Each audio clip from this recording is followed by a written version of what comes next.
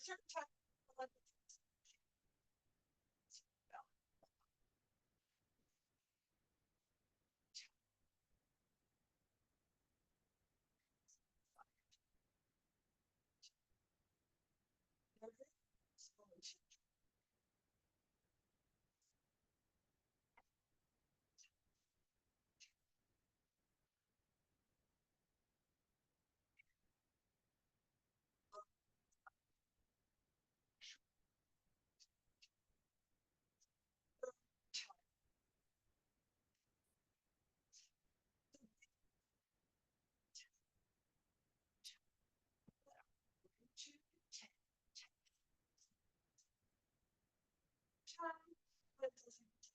so these if you look at your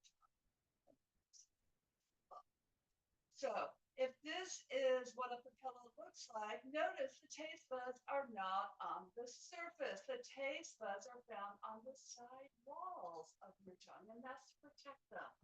And so how many taste buds you have, maybe you inherit. So anywhere between 3,000 and 9,000. And yes, you do have taste buds. Some probably back is rough, but the vast majority of your taste buds are actually on your tongue.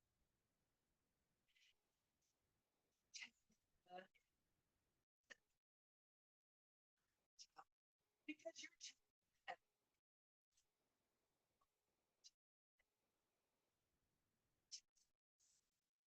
stem cells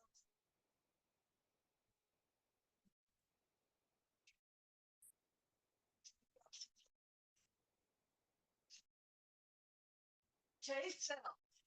The taste cells are the cells are the receptor cells, and these are not neurons. These are those specialized receptor cells, and you can tell that because at the bottom you can see that there is a sensory nerve that's going to be attached to each of them. Now, up at the surface, there is that opening, that little pore opening, and you can see on each of these taste cells, the top of each taste cell has a lot of little microvilli to increase the surface area because this is where all the receptors are going to be on the taste cell. Okay. So there's 5 main types of taste receptors: bitter, salty, sweet, umami, and sour. So yes, learn these 5 main tastes. Notice spicy is not a taste. Not at all. That actually is the recognized taste.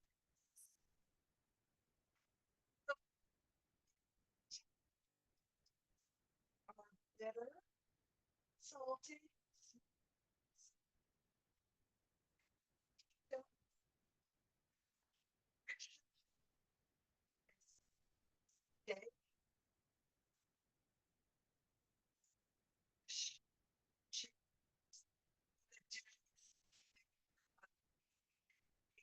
cheddar or blue cheese.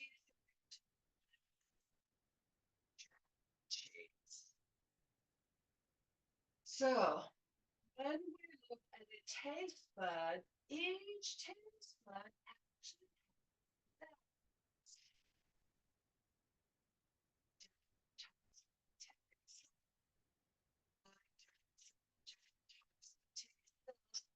because some taste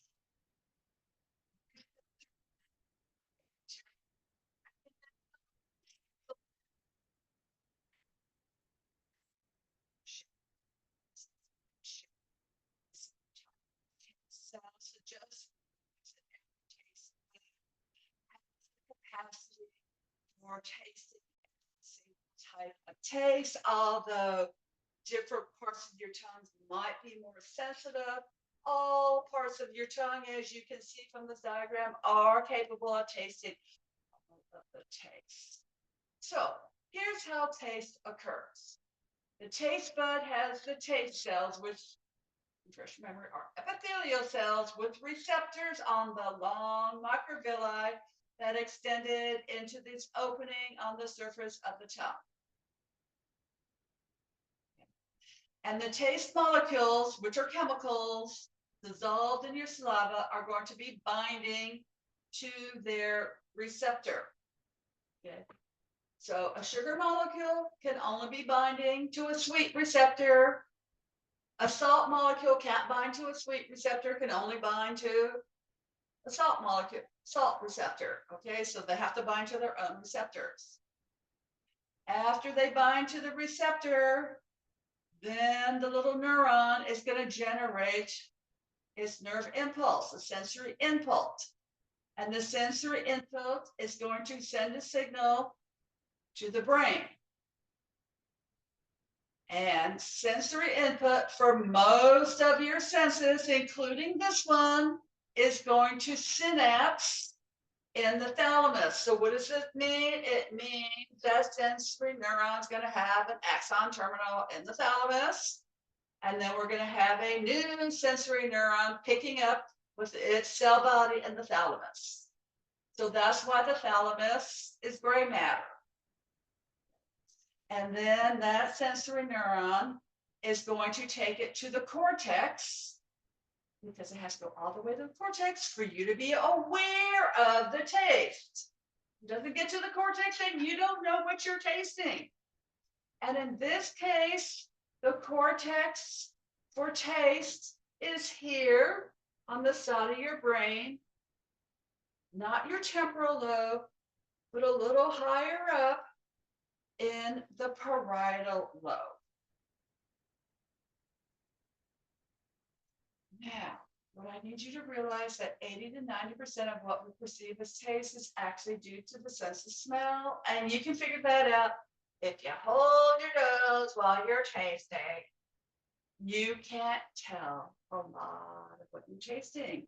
And you probably already know this. If you have tried to eat when you have a really bad cold and your nose is all stuffed up, you actually lose your appetite. And that's because you can't taste stuff. All right, so let's move on to smell. So the sense of smell has to do with the nasal cavity. Up here in the very top part of your nasal cavity, way up here, we've got 10 to 20 million, not thousand, but million cells up here near the roof of your nasal cavity. As you age, the number goes down. And as you bonk your head, as you bonk your balloons. So if you've been in a car accident and had whiplash, you've lost 10, 20, 30% every time you had whiplash. Okay, every concussion you've had. It's all of them in concussion.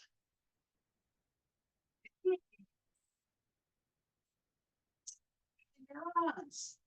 These are neurons whose cell bodies in the middle.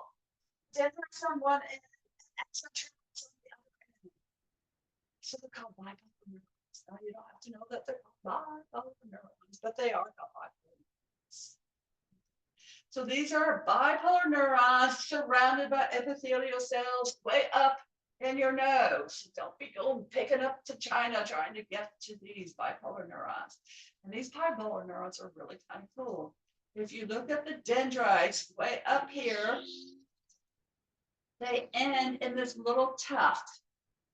If you look at this little tuft, where these things that look like hairs, this is a tuft of like 5 little cilia. Woo! Each bipolar neuron has like 5 little arms. And if you remember, cilia are there to create currents back and forth, back and forth.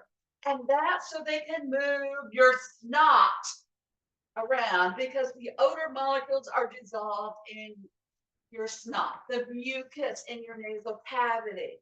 And so they need to move that so that those odorant molecules can find their receptors on those nasal cilia, those olfactory hairs.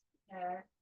So each olfactory neuron only has one type of receptor. Now there's about 1,000 different types of receptors. And one odorant molecule can bind to 3 or 4 and maybe 400 different types of receptors, depending how complex it is. And it is that combination of binding that gives you that sense that you perceive. Okay. Just like that combination gives you that color. You know, we only have those three primary colors. And yet we have hundreds of different colors that we can perceive. So we are binding to our receptors on our olfactory neurons. So after the neuron has been bound, it's going to have sensory input. Now, smell processing, evolutionary-wise, goes back tens, hundreds of thousands of years old. It does not involve the thalamus. So we have a very, very, very old pathway, and then we have a very old pathway. And neither of those involve the thalamus. So this olfactory neuron is going to go through the skull. Yeah, you've got to go through the bone of your skull. And then here on the undersurface of your brain, we have something called the olfactory bulb, which is just a ganglion in there, because that olfactory nerve is going to synapse with a new sensory neuron. And so now this neuron is going to travel on the undersurface of your brain and then go into your brain. And so a group of axons traveling in the brain tissue is called a tract. So that we're going to go into the olfactory tract. Okay. And now these sensory neurons are going to go to one of three different places. Okay. Here, this purple area, this is in your temporal lobe, has to go to the cortex of your temporal lobe for you to be conscious of the smell. Like, oh, chocolate chip cookies, or ooh, we're having fish again, or ooh, eggs. Or this pink and yellow areas, your limbic system. Oh, I remember that smell. Oh, chocolate chip cookies, I'm really happy. That's your limbic system. Or the green, reticular activation system, gag reflex, vomiting. Oh my God. Poop. I smell poop. Oh, somebody has vomited in bed. Oh my goodness. Yes. Okay. Smell processing. None of this involves the thalamus. All right. That's it for this section. Hope you enjoyed it. I will see you when we come back and we do another special sense. See you soon.